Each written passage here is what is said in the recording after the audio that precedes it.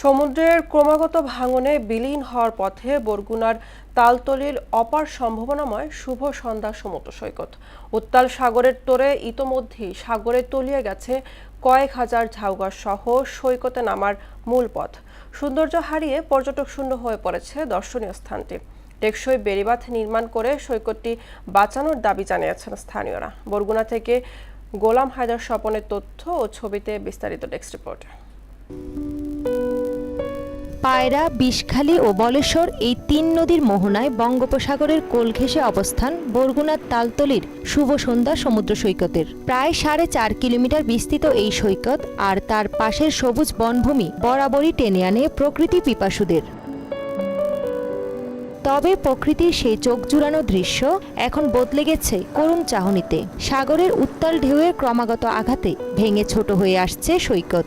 ইতোমধ্যে ভাঙনের গ্রাসে উপড়ে গেছে সৈকত সংলগ্ন সংরক্ষিত বনের প্রায় 60,000 ঝাউগাছ। জায়গাগুলোকে একটু দেখভালের দায়িত্ব বাড়াক, পর্যটনমুখী জায়গা করে তুলুক। কিছু রেস্ট হাউসের ব্যবস্থা করা যায়, তাহলে লোকজন মনে হয় যে এখানে একটু ভালোই আসা যাওয়ার মধ্যে থাকবে। সবকিছুই সুন্দর, কিন্তু আমার মনে হচ্ছে একটা সিকিউরিটি সিস্টেম করা উচিত এই জায়গাটায়। সরকারি হিসেবে গত 4 বছরে শুভ সন্ধ্যায় প্রায় 1.5 কিলোমিটার সি বিচ এবং প্রায় 2 লাখ গাছ সাগরে তলিয়ে গেছে। যদিও স্থানীয়দের দাবি, বাস্তবে বিলীন হওয়া গাছ ও ভূমির পরিমাণ দ্বিগুণ হবে।